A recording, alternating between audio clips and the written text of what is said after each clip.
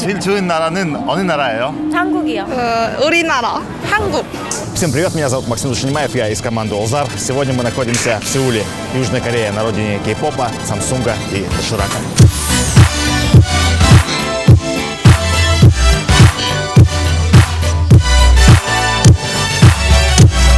Наш сегодняшний выпуск будет про страну утренней свежести, Корею, ее культуру и людей. И еще он будет немного личным, потому что в бытность студентом мне довелось жить здесь. Правда, большую часть времени я провел не в Сеуле, а в самой восточной провинции Кангвон-до, вдали от русского языка, шумных интернациональных тусовок и никогда не замедляющегося темпа одного из крупнейших городов планеты. Эх, люблю и ненавижу Корею одновременно. Поехали!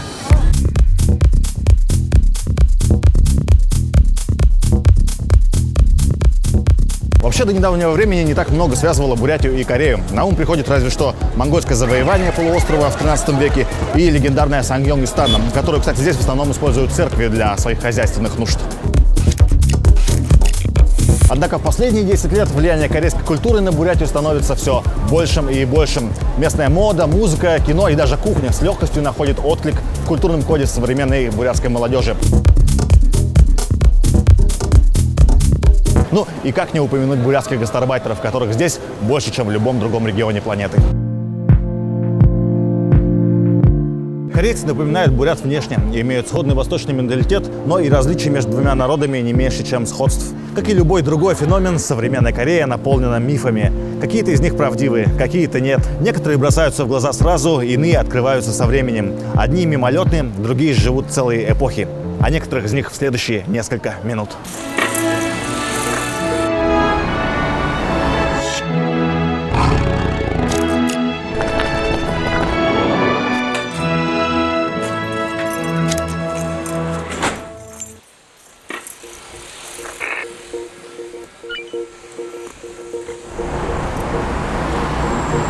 Такого количества бурятских гастарбайтеров, как в Корее, нет больше нигде в мире. Вообще, можно выделить две волны трудовой миграции бурят в Корею. Первая случилась в начале нулевых и была особо популярной у деревенских жителей.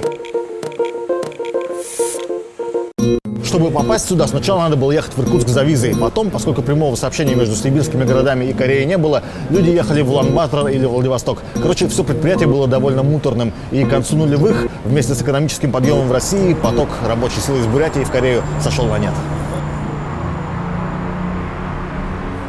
Вторая массовая и до сих пор не спадающая волна началась в 2014-м и связана с двумя событиями, случившимися почти одновременно – обвалом рубля и введением безвизового режима между Кореей и Россией. Ну и стоит ли говорить, что большинство приезжих из Бурятии трудятся здесь нелегально?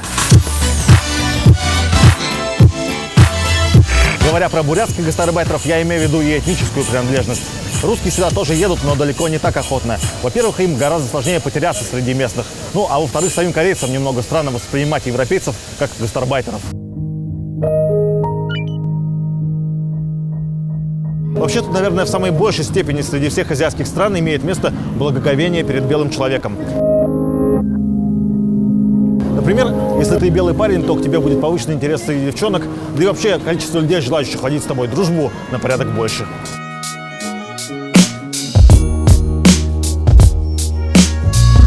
Когда я был бедным студентом, то сделал интересное наблюдение. Стоило мне обратиться в незнакомом месте на английском, как все становились дружелюбны и, в хорошем смысле этого слова, расторопные.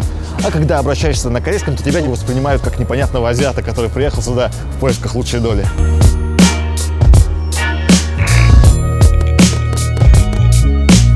Еще здесь есть такое, что говорящий на корейском белый вообще красавчик, в то время как говорящий на корейском желтый воспринимается как нечто само собой разумеющееся. Я говорю это не для того, чтобы сказать, какие корейцы плохие, а потому что, возможно, это наблюдение может помочь нам самим на себя со стороны посмотреть.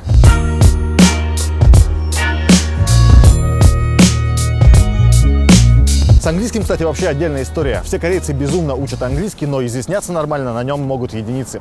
У нас, конечно, тоже мало кто нормально говорит по-английски, но никто его особо и не учит. 제일 좋은 나라는 어느 나라예요? 제일 좋은 나라 어디예요? 세계에서.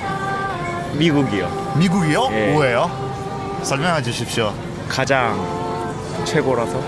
저 좋은 나라요? 미국 왜요?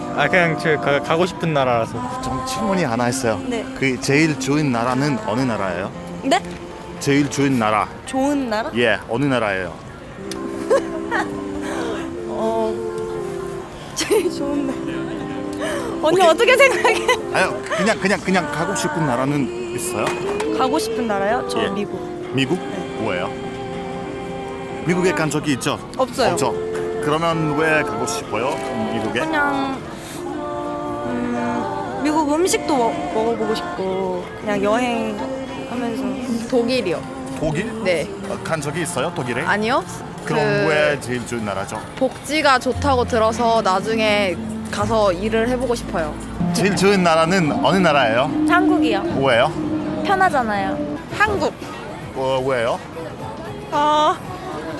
그냥 제가 살기 만족해서 좋다고 생각해요. 그리고 한국인 제일 좋은 점은 뭐예요? 한국은 맛있는 음식이 많아요. Вообще того самого доширака, который продается в России, я в Корее ни разу не видел. Словом доширак здесь называют еду в контейнерах, которые берут с собой в офис, на пикник или еще куда-нибудь. Например, возьму я на работу остатки вчерашнего ужина, это тоже будет доширак. В разных вариациях его тут готовят в кафе, едят дома, и у него нет имиджа вредной еды, который закрепился за ним в России. Вот сейчас, например, я ем арабоки, смесь доширака и того, что в русском языке называют подзабытым словом клецки. Ну и довольно предсказуемо, что так называемой морковки по-корейски в самой Корее тоже нету. В этой истории замешаны советские корейцы, которые, проживая вдали от исторической родины, пытались воспроизвести главное корейское блюдо кимчи. Основной ингредиент кимчи – это пекинская капуста, которую в Союзе не культивировали. Поэтому корейцы стали добавлять морковку до тех пор, пока морковь полностью не вытеснила капусту. Да, и для тех, кто никогда не пробовал кимчи, представьте себе смесь капусты и приправы от красного доширака. Получится примерно похоже.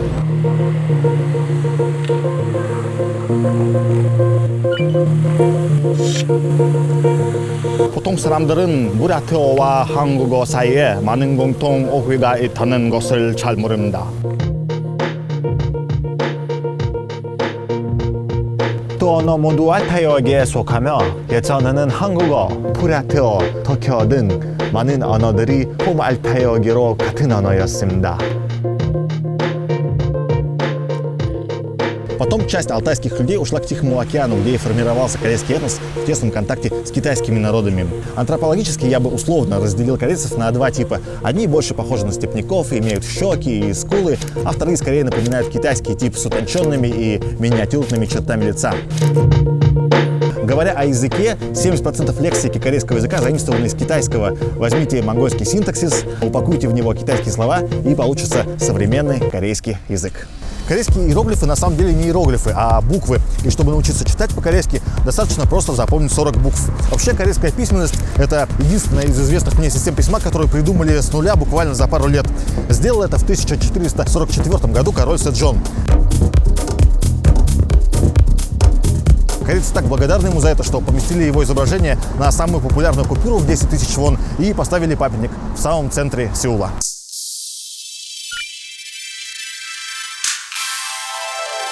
Корея, пожалуй, единственная в Азии христианская страна. Буддийские храмы здесь тоже есть, но расположены они все далеко в горах, в то время как церкви есть почти в каждом микрорайоне. Вообще традиционным верованием на полуострове был шаманизм.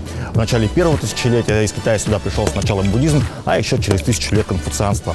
Христианство же сюда завезли 1,5 века тому назад американцы. И к концу 20 века христианство стало самой популярной религией страны, особенно в ее западной, экономически наиболее развитой части.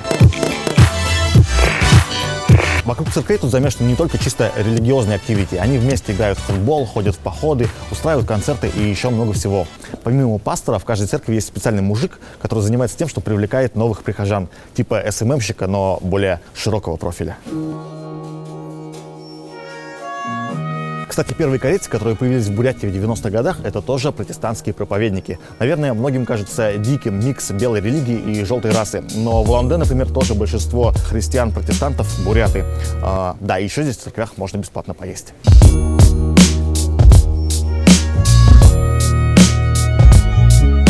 러시아는 어떤 나라예요? 러시아. 좋은 나라예요? 아니면 좀 별로예요? 쏘쏘? 왜요? 그냥 오케이. 그리고 혹시 빅토리 촤라는 사람은 누군지 아세요?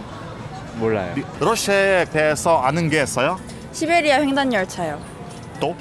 또 모르겠는데요. 바이칼이라는 것은 뭔지 아세요? 네? 바이칼. 아니요. 바이칼 호수 아 바이카 호수. 아 바이칼 호수. 네. 아세요? 들어봤어요. 그건 뭐예요? 호수요. 빅토리 촤라는 사람 누군지 아세요? 아세요? 빅토리 촤. 아니요. 예. 몰라요.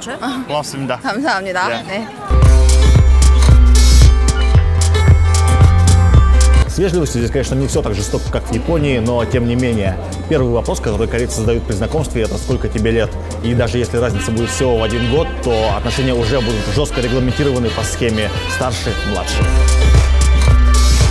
Например, если я буду разговаривать с парнем, который старше меня, то он будет обращаться ко мне просто Макс, в то время как я буду называть его старший брат со всеми вытекающими отсюда. Ну и возраст здесь, как и во всей Восточной Азии, считается на год больше фактического за счет 9 месяцев в утробе.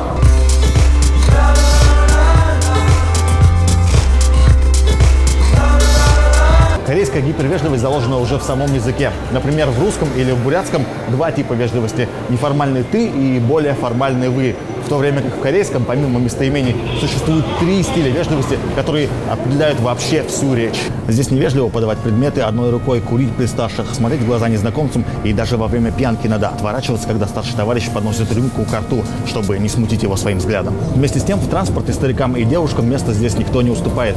Вообще, мне сложно, честно говоря, объяснить эту корейскую заморочку с вежливостью. Конечно, можно было все списать на конфуцианство, но между тем на родине Конфуция в Китае нравы куда более демократичные. 우린 어려서 아직도 모른 몰라 사소한 일에도 오해는 쉽게 피어올라 서로의 두 눈은 가렸죠 두 마음은 터져 두 입에선 진심과 다른 말들이 터져. Если бы можно было бы выделить главное слово во всей корейской культуре, я бы без сомнения выделил слово «наш».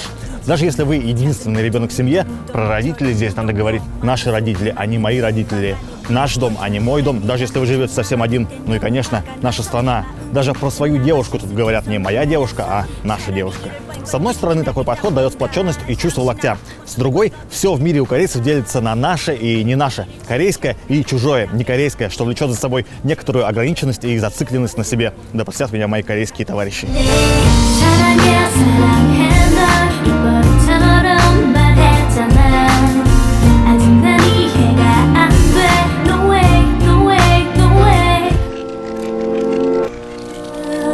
Еще в начале нулевых я наткнулся на статью, где автор пытался доказать единое происхождение названия бурятского племени Хори и Корё. Так корейское государство называлось в древности. Собственно, от него и произошло современное западное название этой страны – Корея. Честно говоря, весьма спорное заявление, но сам факт того, что кто-то рассматривает такие гипотезы всерьез, говорит о том, что Корея имеет для жителей Бурятии особое значение. Кто-то смотрит на Корею как, например, которым стоит вдохновляться, однако для других это не более чем чужая цивилизация, имеющая мало общего с бурятскими реалиями. Да, у нас общие азиатские паттерны, но совсем не похожая друг на друга история. Большое влияние на полуостров оказало конфуцианство, которое воспитало в корейцах трудолюбие и почтительность, в то время как мы, как большинство степных народов, на порядок ленивее и расслабленнее.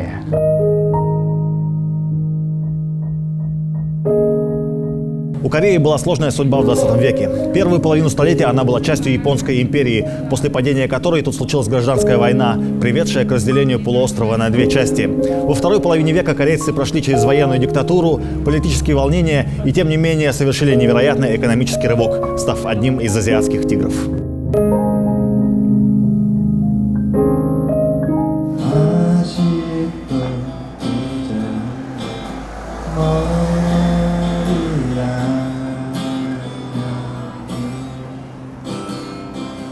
행복하세요? 네 행복해요.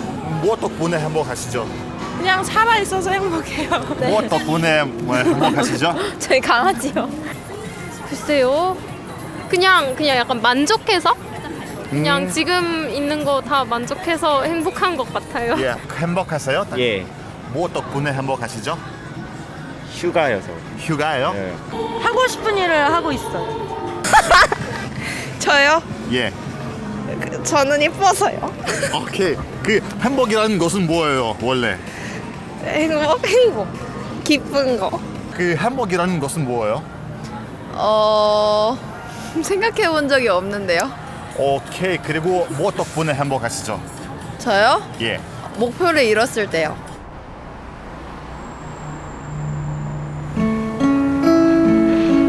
Я помню легкое головокружение, которое испытал 10 лет тому назад, когда впервые оказался здесь. До этого в течение года я сидел, обложившись учебниками корейского, и, приехав сюда, чуть не упал в обморок, когда увидел живых и говорящих на корейском языке корейцев.